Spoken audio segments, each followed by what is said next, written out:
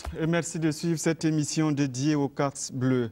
Le 29 mai dernier était célébrée la Journée internationale des soldats de la paix, un jour hommage à ces hommes et femmes qui risquent leur vie au quotidien pour le maintien de la paix.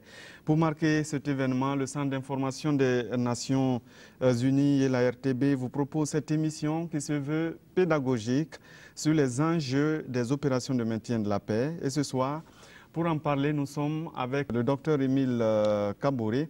Il est du système des Nations Unies. Avec nous, le colonel-major Yaya Seré, il est directeur central des opérations de soutien de la paix. Avec nous aussi, monsieur le colonel Saïdou Ouedraogo, directeur des opérations de maintien de la paix au niveau du ministère des Affaires étrangères et de la coopération des Burkinabés de l'extérieur. Avec nous aussi, le contrôleur général de police, Odile Kantiono.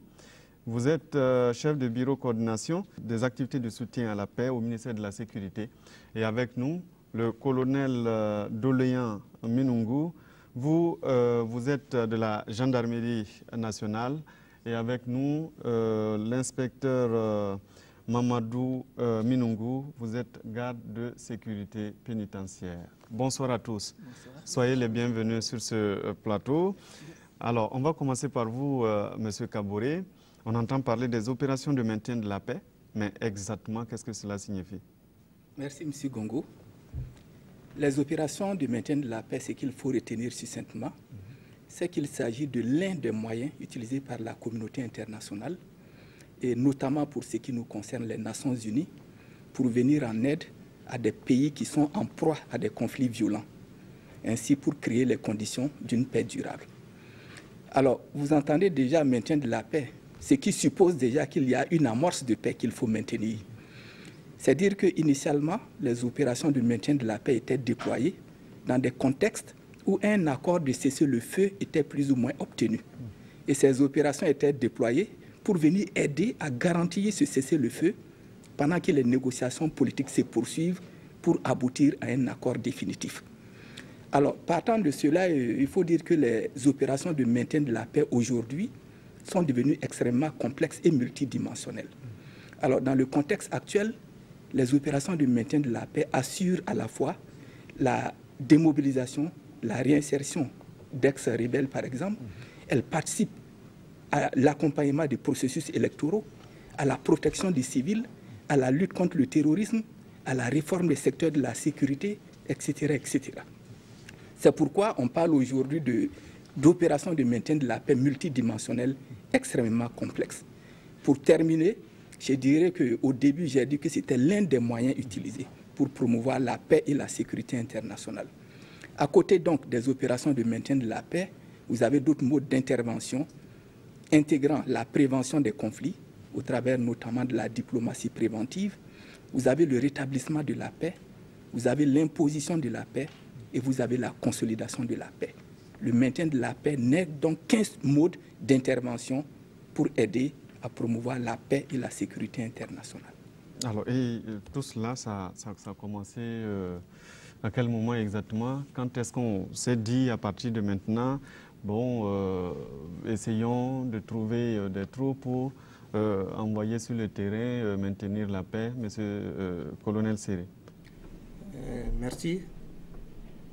Les opérations de maintien de la paix par l'envoi des troupes sur le terrain a commencé pratiquement en 2009 avec le premier bataillon qui a été déployé au Darfour. J'ai moi-même commandé le deuxième bataillon en 2010. Ça, c'est pour ce qui est du camp burkinabé? Pour ce qui concerne... De façon générale, on va arriver au... De façon générale, les opérations de maintien de la paix, la première opération a été déployée en 1948. Donc, c'était l'organisme des Nations Unies pour la surveillance de la trêve entre Israël et puis les pays arabes. Donc c'était la toute première opération et il s'agissait d'observateurs militaires qui étaient là pour en tout cas observer et rendre compte afin que le conflit ne puisse plus reprendre. Et cette opération existe encore aujourd'hui, continue. Sinon, on peut dire que depuis le début, maintenant nous sommes à 71 opérations qui ont pu se dérouler.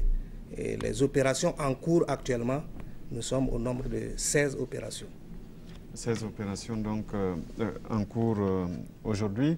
Alors, mais comment justement crée-t-on une opération de maintien de la paix? Comment ça commence? Quelles sont les différentes étapes? La parole à qui veut la prendre? Oui, allez-y, contrôleur général de police Odile Kantiono. Merci. Et lorsque un conflit ou une crise éclate dans un pays, les Nations Unies généralement sont appelées à voir sur le terrain ce qui se passe. Donc cela se fait avec tous les acteurs qui sont sur le terrain, notamment les organismes des Nations Unies. Nous avons des organisations internationales qui sont sur le terrain dans le pays. Nous avons les gouvernements. Nous avons les pays contributeurs de troupes aussi qui sont sur le terrain. Et tous ces gens sont mis à contribution pour voir qu'est-ce qui se passe sur le terrain réellement et qu'est-ce que la communauté internationale doit envisager de faire pour essayer d'aider ce pays à ramener la paix. Et une fois que ces négociations sont faites sur le terrain, le secrétaire général des Nations Unies peut demander à ce qu'on fasse une évaluation au niveau de ce pays. Et si la sécurité le permet, une mission est envoyée sur le terrain pour aller faire cette évaluation technique pour permettre au Conseil de sécurité de pouvoir prendre des décisions. Et un rapport est adressé au secrétaire général qui le lit, qui le consolide et qui le soumet au Conseil de sécurité. Si le Conseil de sécurité le trouve pertinent et qu'une opération de maintien de paix doit être mise sur pied, il adopte le rapport et adopte une résolution pour la mise en place de la mission. Et quel est le rôle du pays concerné dans cette situation? Lorsque vous êtes, vous, en conflit, je prends le cas du Mali, est-ce que le Mali peut, de façon indépendante, demander aux Nations Unies de venir aider à maintenir la paix ou bien comment ça se passe? Oui. D'accord. Le déploiement des troupes dans un pays, en tout cas, relève un peu de la souveraineté de ce pays-là, qui doit accepter, en tout cas, la participation des troupes pour amener la paix dans ce pays. Donc, il y a ce qu'on appelle le consentement des parties, à savoir le pays hôte et les Nations Unies, et aussi les troupes qui vont prendre part à ces opérations-là. Aussi, je pense, le français volontaire, bon, lorsque la situation l'exige, et le pays même peut faire appel aux Nations Unies pour organiser une intervention. Il y a deux cas. Il peut arriver où le pays demande l'intervention des Nations Unies, tout comme les Nations Unies peuvent décider d'intervenir, mais là, il faut le consentement du pays en question. OK. Alors, dans ce cas, oui. Et en fait, je voudrais juste compléter en fait, ce que le contrôleur général a dit par rapport au processus de création d'une opération de maintien de la paix. Elle a bien résumé, mais je crois pour les téléspectateurs, ce qui est aussi important à savoir, c'est que le Conseil de sécurité crée la mission, mais en même temps, pour créer une mission, il faut qu'il y ait un vote affirmatif d'au moins 9 membres du Conseil de sécurité sur les 15. Et si un des membres permanents émet un veto, la proposition de création de la mission échoue. C'est pourquoi les gens verront que dans certains contextes, il y a des tentatives de création de missions, mais qui n'aboutissent pas, parce qu'il suffit d'un seul veto de 5 membres permanents pour que cela échoue. Et enfin, il faut dire aussi que pour la création, ça c'est la dernière étape, le financement. Une fois que le Conseil de sécurité crée, le dossier part maintenant à l'Assemblée générale des Nations Unies. Et c'est au niveau de l'Assemblée générale que les coûts de financement de la mission sont répartis entre tous les États membres de l'ONU, selon un barème de quote-part qui tient compte de la réalité économique de chaque État. Mais les 5 membres permanents du Conseil de sécurité assurent à eux seuls l'essentiel, la plus grande part des coûts. Les 5 membres assurent plus de 50% des coûts de l'opération. Mais tous les autres États contribuent selon la réalité économique de chaque État. C'est-à-dire que lorsque l'intervention est adoptée, systématiquement, ça s'impose à tout le monde et donc le financement, tout le monde participe au financement. Exactement, selon les capacités économiques de chaque État et cela selon une répartition en catégories. C'est de la catégorie A où se trouvent les 5 membres permanents du Conseil de sécurité qui contribuent le plus à la dernière catégorie qui est la catégorie J qui concerne les pays les moins avancés qui contribuent en 0,01%. Le Burkina se trouve dans la fourchette, bien sûr, des pays les moins avancés. Mais il faut dire que le Burkina, quand même, a une contribution honorable, d'autant plus que sa contribution tourne autour de 0,04%, alors que le minimum est de 0,01%. D'accord. Alors, et justement, là, c'est le financement, mais il faut aussi des hommes pour envoyer sur le terrain. Lorsqu'on crée une opération comme ça, comment on fait justement pour mobiliser les hommes à envoyer sur le terrain?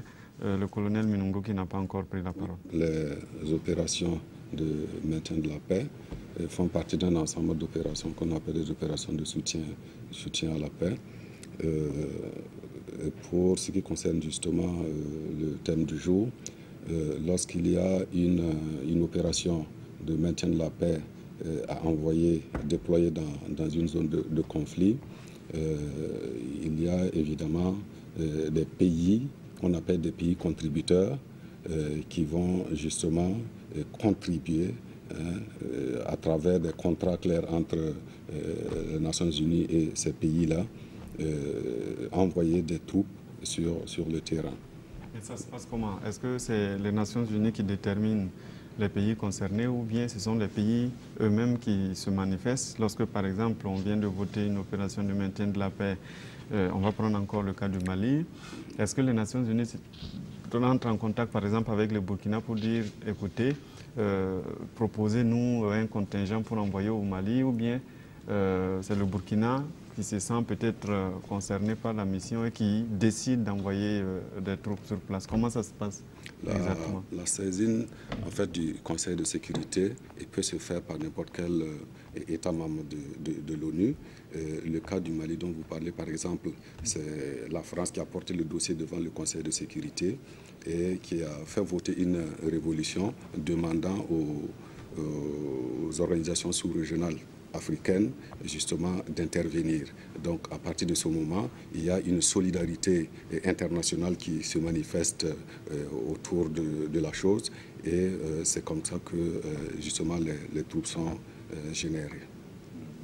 De façon schématique, il faut savoir que le déploiement, procédure d'envoi de troupes sur un théâtre d'opération obéit à 4 phases essentielles. Ce qu'on appelle le débat en Assemblée générale, où tous les pays membres, en tout cas, en discutent de la question. Et ensuite, il y a ce qu'on appelle la notification. Le pays qui se porte volontiers pour apporter des troupes le notifie aux Nations Unies. Et en ce moment, des accords qu'on appelle le MOU, Memorandum of Understanding, Memorandum d'entente, est signé entre les Nations Unies et le pays en question qui désire participer aux opérations de maintien en paix. Ensuite, il y a la préparation des troupes en interne. L'autre phase, c'est l'inspection des équipements et de personnel par les Nations Unies qui se déplacent vers le pays qui veut déployer ces troupes-là. Et enfin, il y a la validation qui est suivie du processus maintenant de déploiement des troupes du pays concerné. Voilà schématiquement les différentes phases lorsqu'il y a une procédure d'envoi de troupes à l'étranger. Le colonel Séré voulait dire quelque chose. Bon, en plus de ce que le colonel vient de dire, lorsque en tout cas la résolution est prise, il y a également, en dehors des troupes, il y a également la désignation du commandant de la force. Et puis d'un certain nombre de responsables qui doivent pouvoir conduire en tout cas l'opération sur le terrain. Et donc ces différents responsables-là essaient d'évaluer, de faire les besoins et bon, c'est ainsi qu'on arrive à monter entièrement le dossier. D'accord. Mais comment ça se passe justement? Vous avez abordé un un sujet important, la désignation du commandant. Est-ce que c'est sur avis, appel à candidature que la personne est désignée ou bien ce sont des pays qui proposent en fonction de leur CV? Comment ça se passe?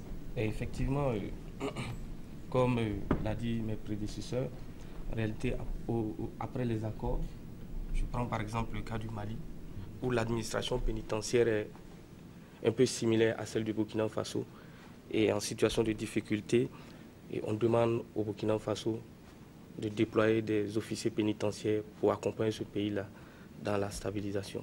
Donc c'est sur cette base-là que voilà, des appels à candidature sont lancés et nous, de façon interne, on a des critères, notamment des critères d'ancienneté, voilà, de discipline, et c'est sur cette base-là qu'on propose des gens. Et je pense qu'au niveau des Nations Unies, et ces gens-là sont soumis à une interview, voilà, et à l'issue de laquelle ils sont déployés. Voilà un peu à notre niveau comment est-ce qu'on procède. Oui. Quand lui il parle du commandant de la force, c'est le commandant de voilà, les forces militaires. Les forces militaires. Voilà. Et là, il y a des profils qu'on demande et les gens sont obligés d'appliquer. Donc ils envoient leur candidature et on voit à travers des interviews et des tests qui est la personne la mieux indiquée et la personne peut être retenue. Et après, il y a des formations que la personne aussi va subir avant d'être projetée sur le terrain. D'accord. Alors, je peux aussi préciser que le volume de la force à déployer et toutes les ressources à mobiliser, à mettre en œuvre, sont déjà déterminées dans le rapport du secrétaire général des Nations Unies. Et par rapport à ça, étant donné que la mission même comprend plusieurs composantes, il y a une composante militaire, une composante civile, une composante police, chaque pays, de façon volontaire ou en tout cas en fonction de les liens avec l'État en conflit, enfin la zone de conflit, et peut effectivement décider d'envoyer soit une troupe militaire, soit du personnel civil uniquement, ou alors envoyer une force de police, ou les deux, ou les trois à la fois. Justement, ça sera la prochaine question. Quelles sont les différentes formes qu'on retrouve sur le terrain, les différentes forces qu'on envoie sur le terrain lorsqu'il y a, par exemple, une opération de maintien de la paix? Quelles sont les composantes? Au niveau militaire, il y a plusieurs sortes de participation aux opérations de maintien de la paix. Il y a les missions qu'on appelle les missions individuelles, où ce sont des cadres, généralement des officiers à certains postes de commandement, ou à des tâches au niveau des états-majors, où ils ont des fonctions individuelles à exécuter, ou bien en tant qu'observateurs militaires. Alors, il y a également les participations dans le cadre d'unités constituées. Alors, ça peut être les unités militaires constituées dans le cadre des bataillons, ou bien des unités de police constituées également, qu'on appelle les FPU. Et donc, dans notre pays, les FPU sont fournis jusqu'à présent par la gendarmerie. Mais dans la police, nous avons des officiers de police individuels que nous appelons communément UNPOL. Donc, ce sont les officiers de police des Nations Unies dans la mission. Et nous avons également des officiers de police professionnels. Ce sont des gens qui sont recrutés à partir de vacances de poste avec des profils bien déterminés et qui sont placés à des postes de responsabilité. Nous avons des postes de P3 jusqu'à D2. C'est-à-dire P3, D2... P3, c'est un poste de niveau 3 jusqu'à P4, P5. Et vous avez D1, D2, ce sont les directeurs. Ah, okay. Voilà. Mais pour le moment, au niveau du Burkina, nous avons eu jusqu'à P5. Tout dernièrement, nous avions eu une collègue qui était au Darfour, en P5, mais qui a fini son contrat de 4 ans et qui est rentré. Colonel Minongo, d'abord, après, on vous donne la parole sur la constitution, justement, de FPI, puisque au Burkina, c'est la gendarmerie qui fournit ces hommes-là. Tout à fait. Alors, les FPU, par définition, sont des unités constituées à statut militaire, justement, qui sont déployées au sein des Nations Unies. Enfin, du reste, c'est la définition que nous avons, en tout cas, des FPU. Et l'effectif ne varie pas, il est de 140 hommes. Actuellement, nous en avons au Darfour. On va arriver à la géographie. Je disais que les types d'agents pénitentiaires qui sont déployés sur les opérations de soutien ou de maintien de la paix sont à l'image de l'administration pénitentiaire. Nous, à notre niveau, on a des officiers, des sous-officiers et des agents de rang qui sont envoyés. Mais au-delà de cela, on a des agents de l'action sociale qui sont déployés et on a des agents de santé. Et il est souvent difficile de départir la question pénitentiaire et la question de la justice. Parce qu'à l'intérieur, il y a l'individualisation de la peine, ainsi de suite. Donc il y a des magistrats qui sont déployés pour la reconstruction du système pénitentiaire des pays qui sortent de conflits. D'accord. Alors, M. Kaboré, on a dit tout à l'heure qu'il y a aujourd'hui 16 opérations de maintien de la paix. Mais sur le plan géographique, lorsqu'on prend la carte du monde, où est-ce qu'on retrouve justement ces opérations-là? Est-ce que c'est beaucoup plus en Europe ou en Afrique ou en Asie? Oui, généralement, déjà, il faut dire que les 16 opérations de maintien de la paix sont déployées sur 4 continents. Mais sur les 4 continents, il faut noter que 9 des 16 opérations de maintien de la paix sont déployées en Afrique. Donc, à peu près 60% actuellement des 16 opérations de maintien de la paix sont déployés sur le continent africain. Malheureusement.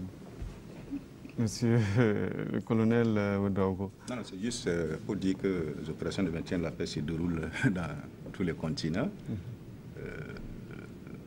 Et la plus grande partie des opérations se déroulent en Afrique, malheureusement. Donc, il n'y a pas de précision. Alors, au niveau du Burkina, vous aviez commencé, colonel Séré, par dire que le Burkina a commencé sa participation à l'opération de façon constituée en 2009.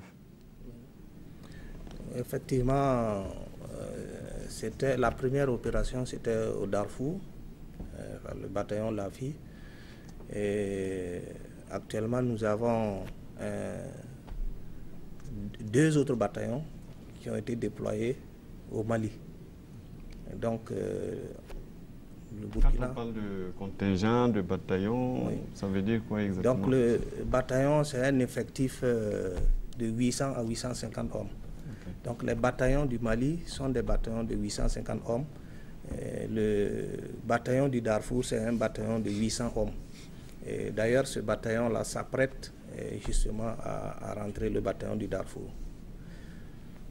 Alors, en dehors de ça, au niveau des FPU, nous avons également une FPU au Darfour, qui est basée à El Daïn. Et au cours de l'année 2016, nous avons déployé également notre première FPU au Mali, qui est basée à Gao. Et en dehors de cela, il y a les officiers d'état-major, les observateurs militaires qui sont dans d'autres pays.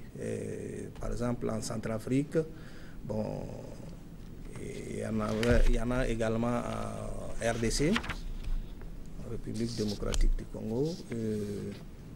Il y a des officiers d'état-major également au Mali. Donc, bon, ça fait que, en tout cas, la participation globale du Burkina Faso, actuellement, au niveau des chiffres, nous sommes au 7e rang par rapport aux pays contributeurs. Mondial, hein, sur le plan mondial. Le 7e rang mondial. Ok. Alors, oui, le colonel Ouedraogo. Le contexte historique de notre participation, en rappelant que le Burkina a commencé sa participation en 1995 avec le déploiement de 16 observateurs militaires, officiers et sous-officiers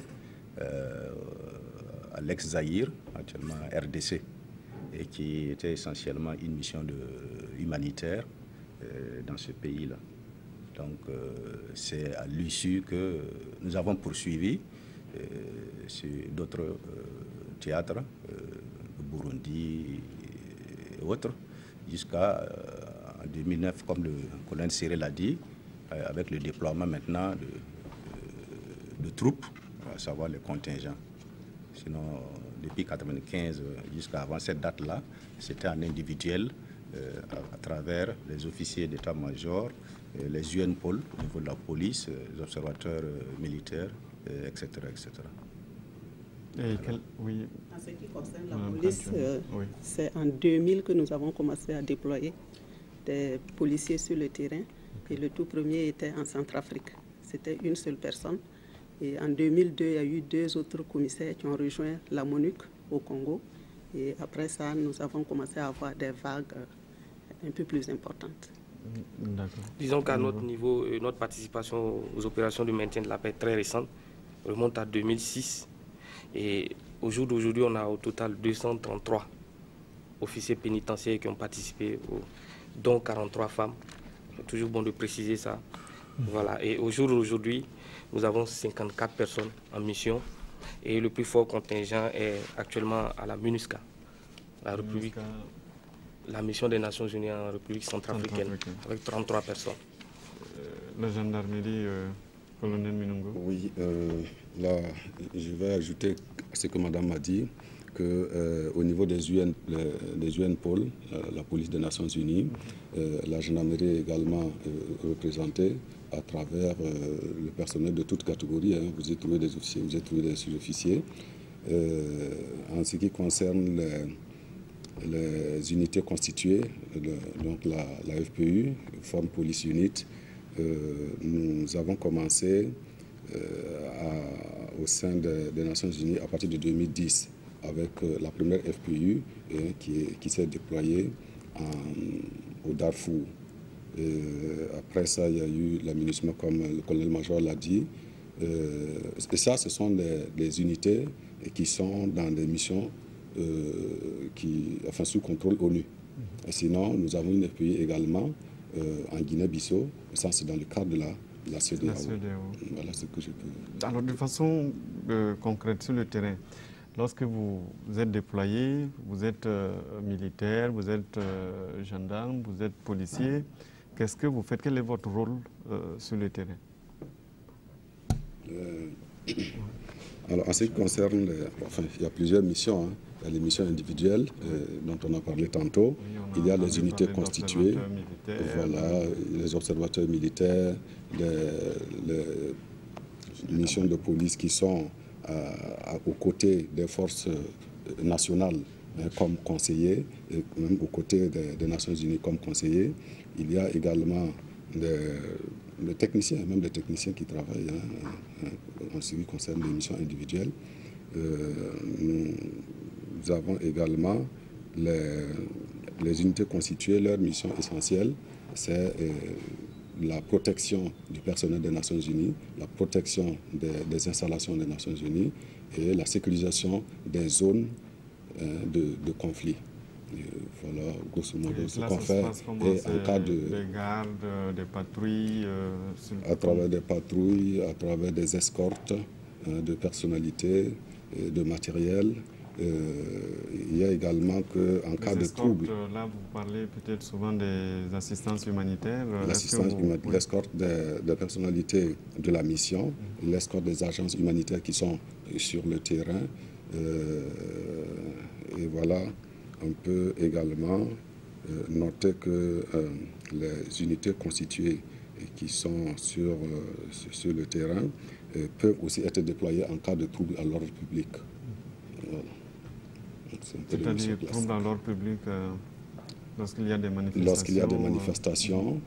Lorsqu'il y a des manifestations, effectivement, la FPU peut être déployée pour aller en appui aux forces locales. Les missions, c'est essentiellement le mentoring et le monitoring. Ça veut dire que nous suivons au quotidien la police nationale dans tout ce qu'elle fait et nous essayons de la recadrer là où ça ne va pas, surtout par rapport aux droits de l'homme, à la protection de l'enfance, aux droits de la femme, aux violences basées sur le genre.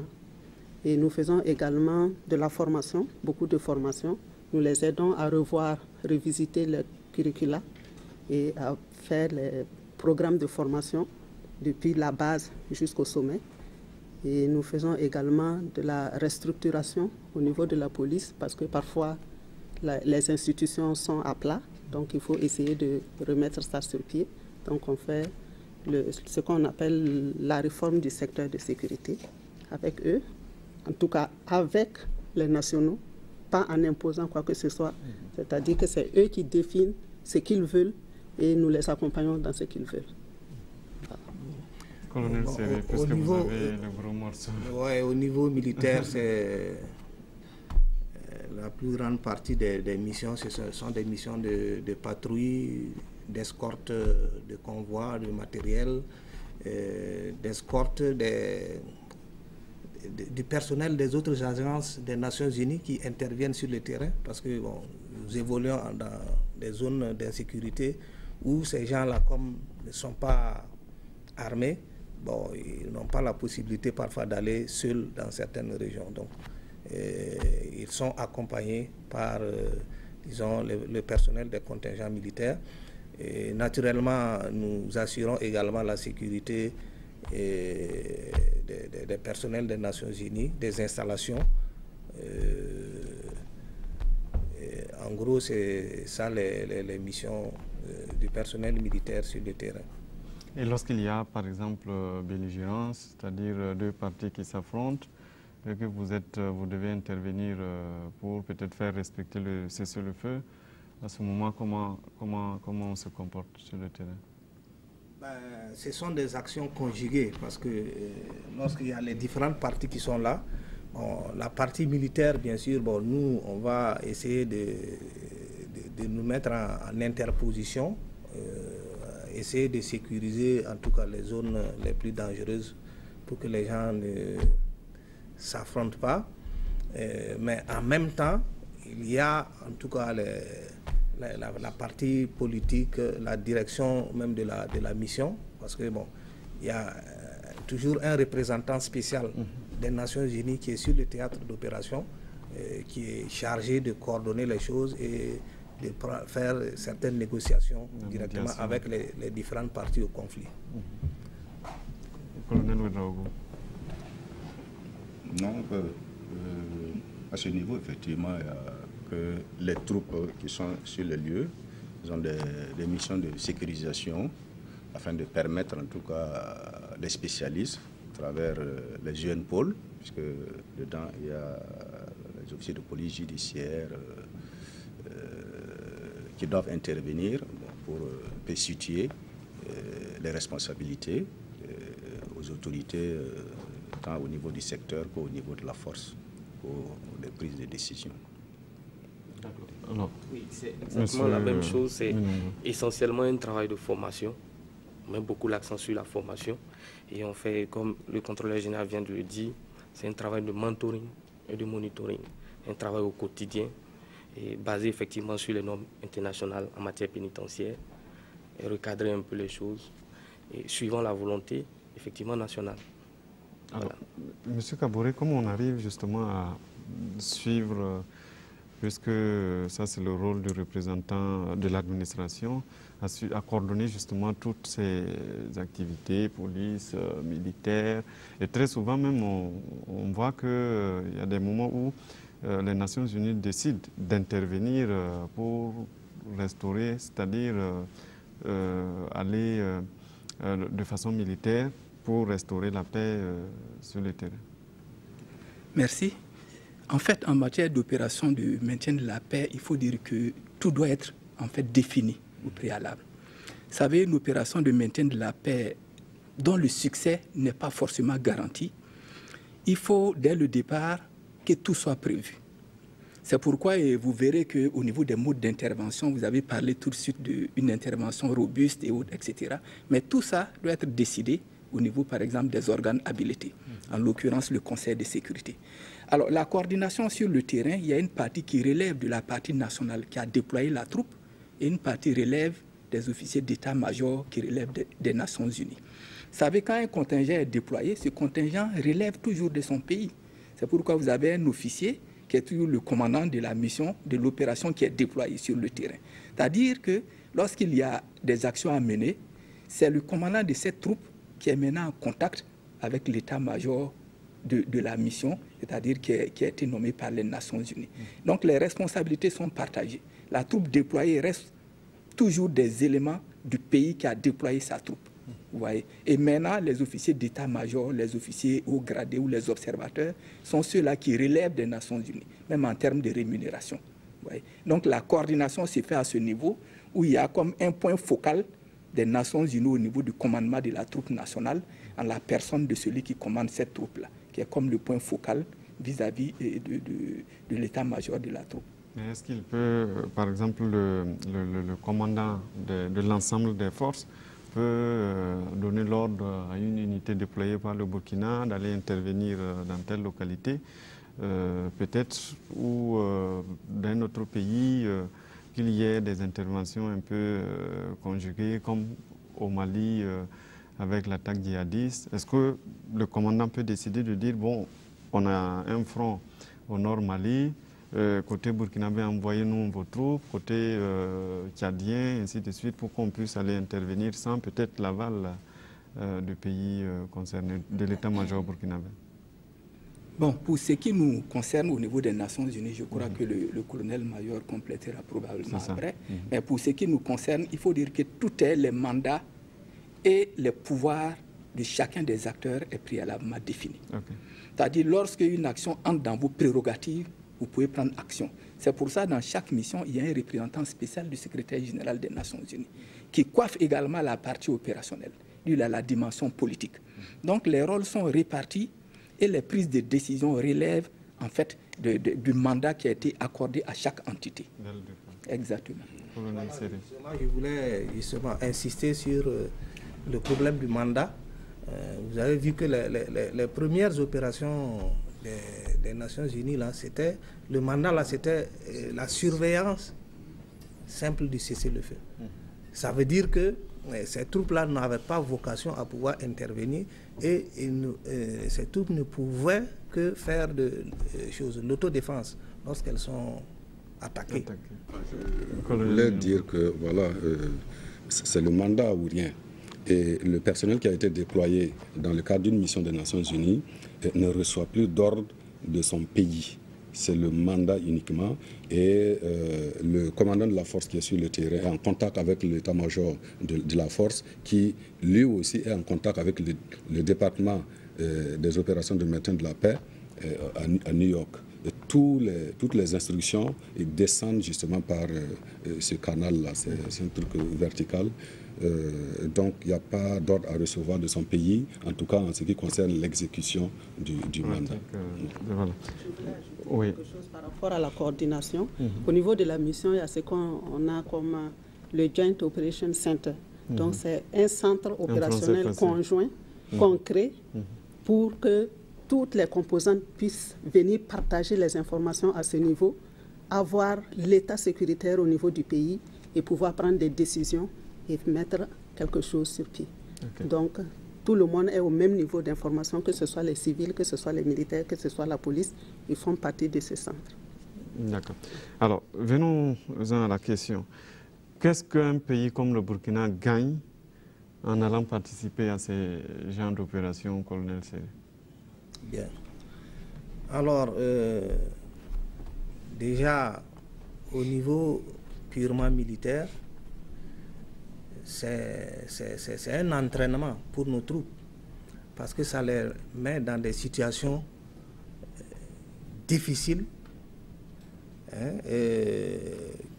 qui peuvent en tout cas ressembler à des situations de guerre. Ça les met à l'épreuve, que ce soit le personnel, que ce soit le matériel.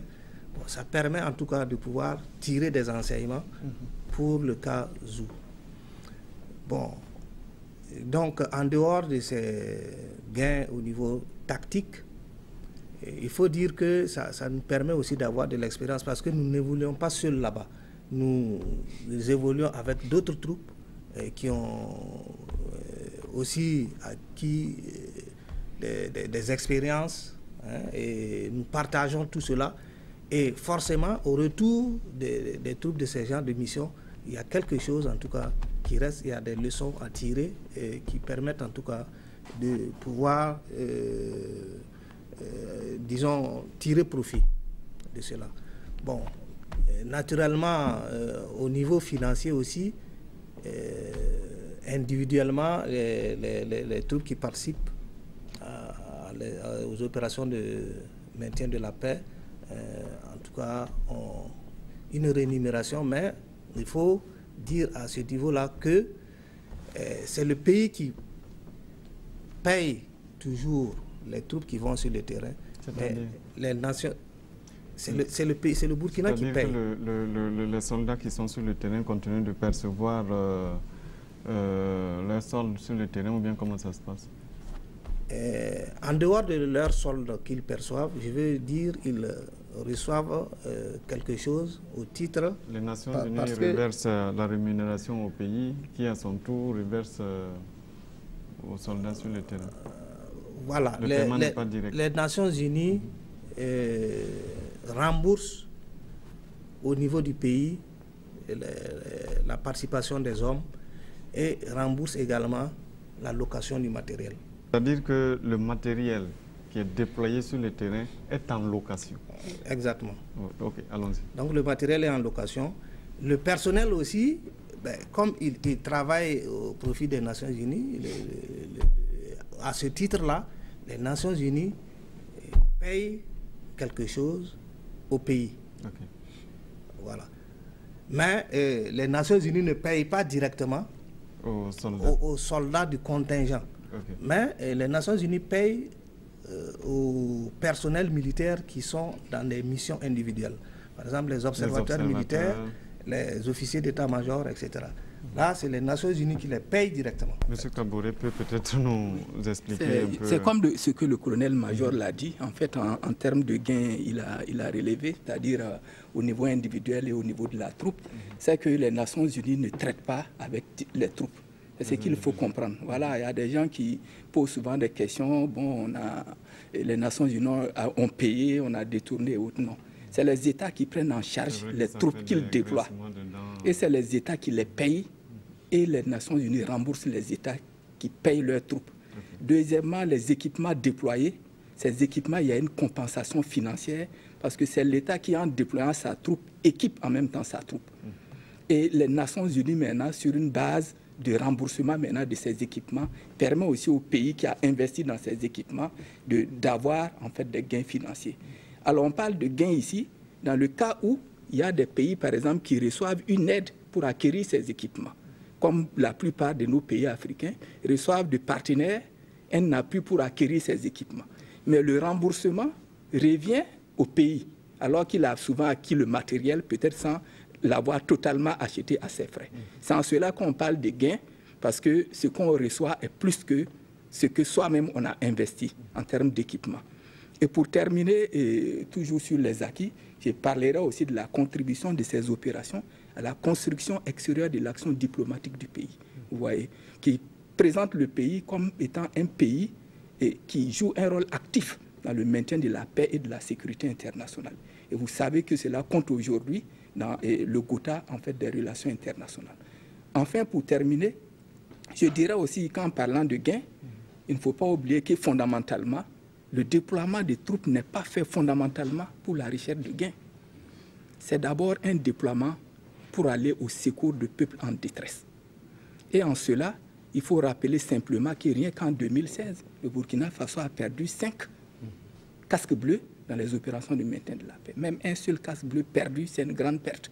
Absolument. Donc c'est en conséquence de cela maintenant, c'est-à-dire c'est voler au secours d'un peuple, que maintenant à côté aussi, il y a des retombées pour le pays qui envoie ses troupes. Et l'essentiel de ces retombées qui ont été résumées par le colonel-major. D'accord, sinon que la participation du Burkina aux opérations de maintien de la paix, bon, nous résumons les gains à travers 3 types d'avantages. Voilà, les avantages politiques. Sur le plan interne, l'envoi de troupes, en tout cas, ça confère une certaine stabilité interne, stabilité politique interne. Et aussi, ça éveille aussi les sentiments de patriotisme au niveau des hommes qui contribuent à la chose, dans ces opérations-là, et ça renforce aussi la cohésion sociale. Et sur le plan de la politique extérieure, ça permet au Burkina en tout cas de rayonner diplomatiquement sur la scène internationale à travers cette participation-là. Du côté socio-économique, ce que le colonel Séré a dit, le gain individuel à travers le soldat qui participe et le gain d'une façon plus globale à travers la location du matériel utilisé par ce contingent.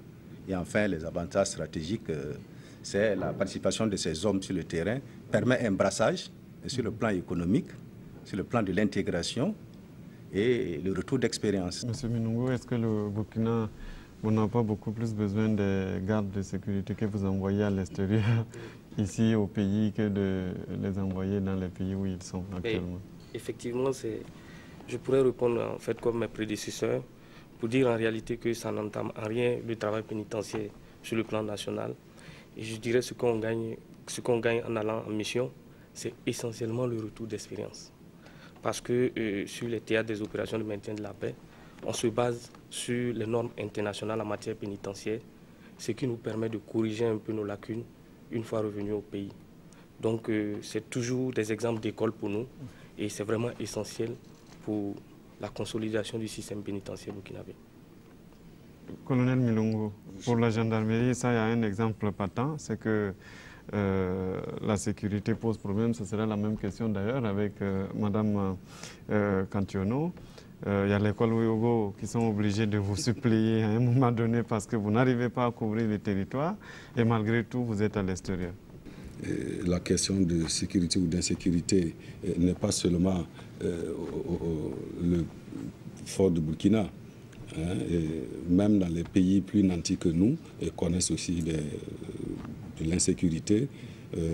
Donc si on va se focaliser sur cette idée et puis refuser de jouer la solidarité internationale, vous voyez que nous allons compliquer davantage la situation en interne.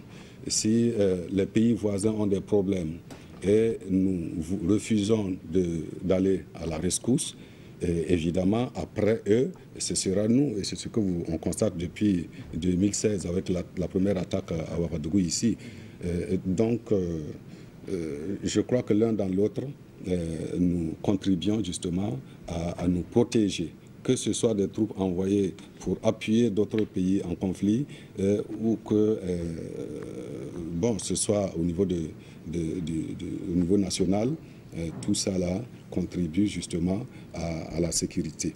On a, comme le colonel-major l'a dit, envoyer des troupes au Mali permet de circonscrire le mal à partir du Mali ou de moins minimiser les effets.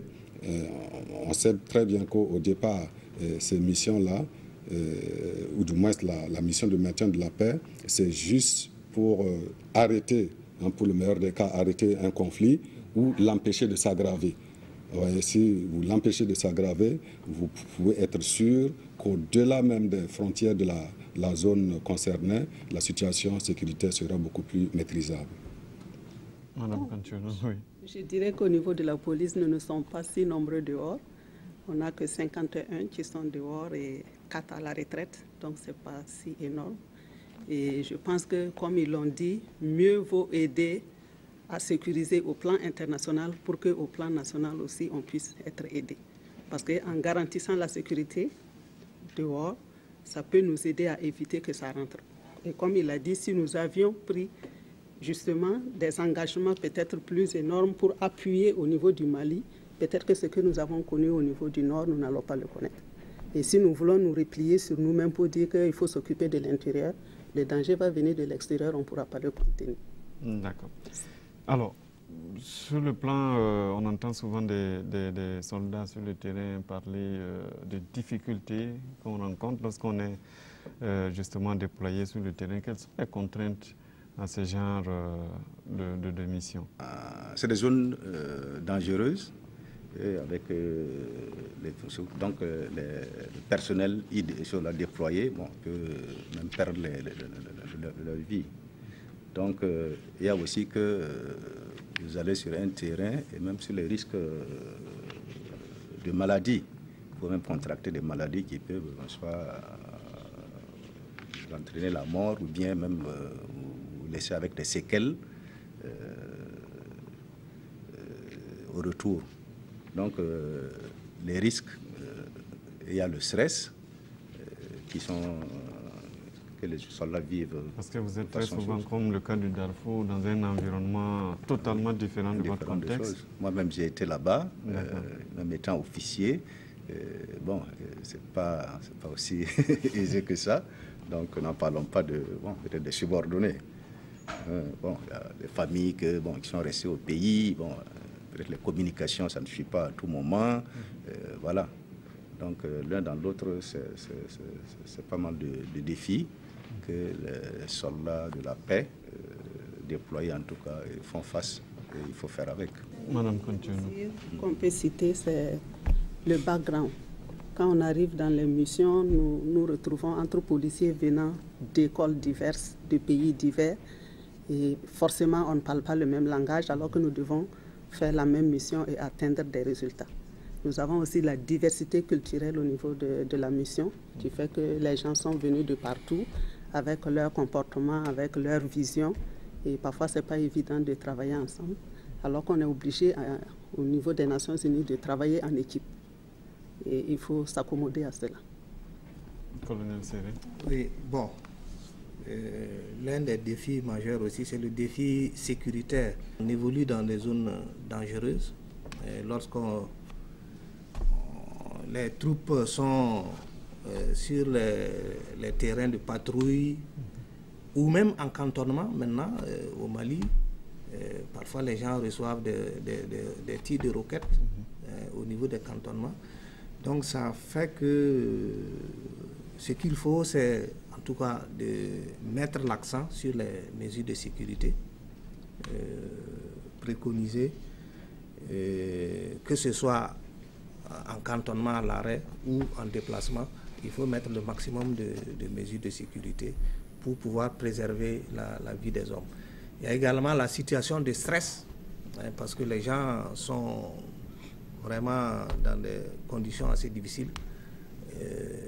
Malheureusement, ça,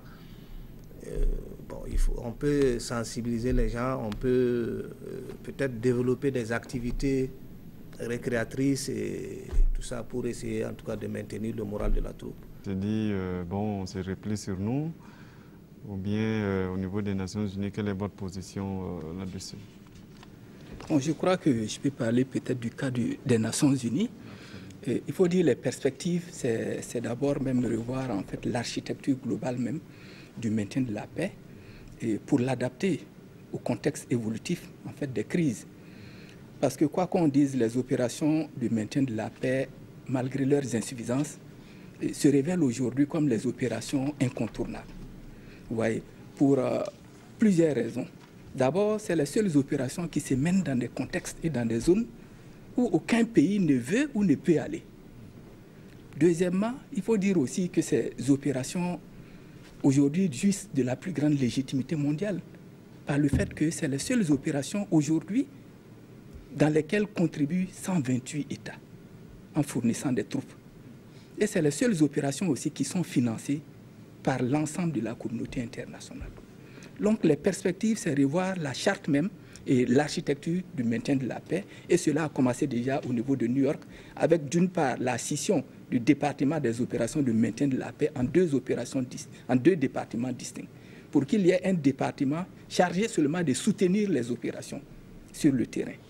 Il y a également, en termes de perspective, la création très récente d'un bureau spécial chargé de la lutte contre le terrorisme, qui est aussi une donne qui ne prévalait pas au moment de la création des opérations de maintien de la paix. Les perspectives, c'est de voir aussi comment augmenter le nombre du personnel féminin pour réduire un peu la question des abus sexuels et les allégations d'abus sexuels qui sont régulièrement en fait évoquées au niveau des opérations de maintien de la paix. Et dans ce sens, vous le savez peut-être qu'il y a un contingent de la République du Congo qui doit bientôt quitter la Centrafrique parce que justement les enquêtes ont montré que voilà, ses responsabilités étaient impliquées. Enfin, je dirais que en termes de dernière perspective, c'est de voir comment adapter les moyens en termes d'équipement, en termes opérationnels sur le terrain, en fonction de l'évolution contextuelle des opérations de paix. Vous voyez, aujourd'hui, vous prenez un pays, la plus grande mission de l'ONU, c'est la MONUSCO. Mais quand vous prenez la MONUSCO, le Congo, c'est l'ensemble de l'Europe occidentale, en un seul pays. Alors, donc, quand vous voyez aujourd'hui la mission qui est déployée au Congo, comment pouvoir couvrir un pays qui fait le territoire de toute l'Europe occidentale avec des équipements qui ne sont pas appropriés au contexte. Enfin, dernière perspective, c'est l'appui politique. L'appui politique fort à ces missions. Parce que ces missions ne peuvent également s'engager jusqu'à un certain niveau si elles ne sont pas sûres qu'elles bénéficient de l'appui politique nécessaire derrière elles.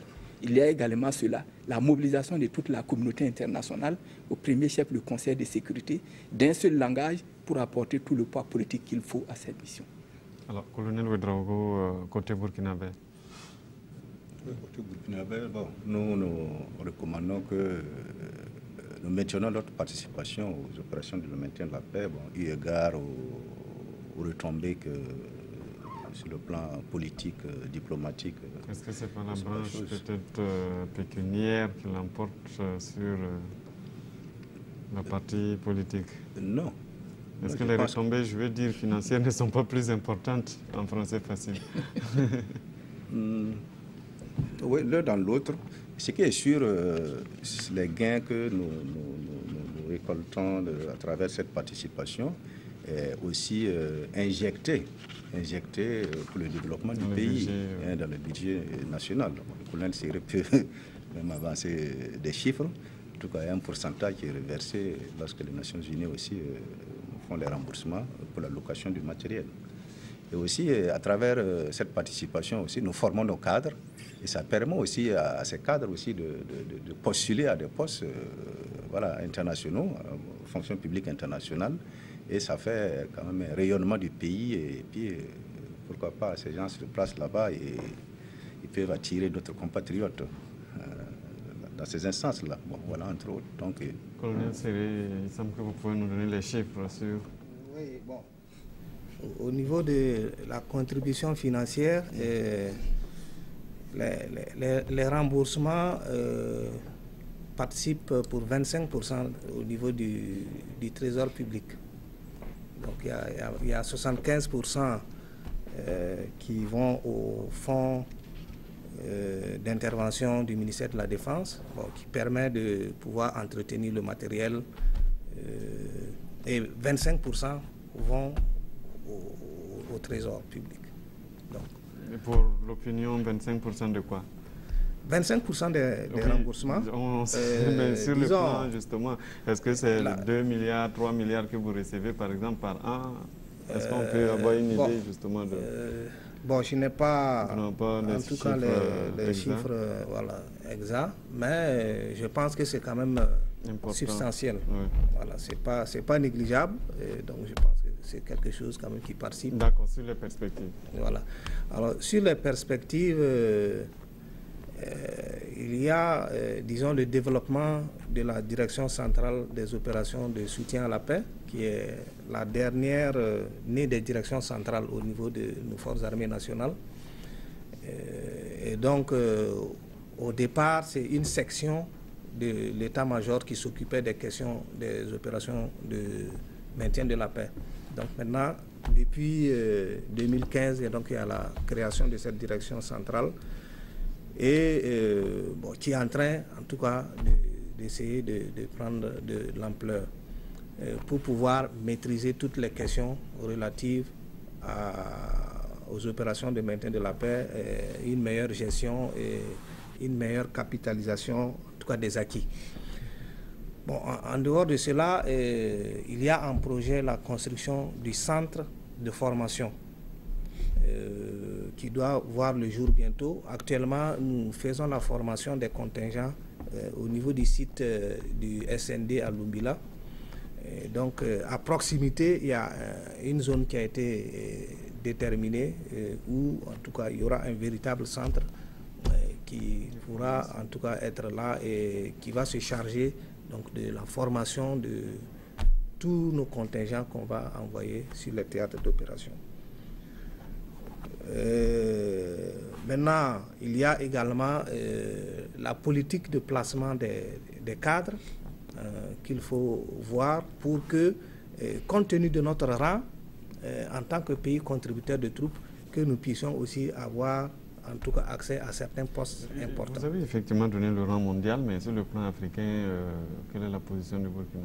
À partir de 2015, nous étions même au premier rang des pays contributeurs au niveau de l'Afrique. Okay. Ça se vérifie. Oui, oui. D'accord. Alors, on est arrivé malheureusement au terme de cette émission. On espère que vous avez compris quelque chose de cette émission. En tout cas, l'objectif était, de façon pédagogique, de vous permettre de comprendre les enjeux des opérations de maintien de la paix. Merci de nous avoir suivis et bonne suite de programmes sur la RTV.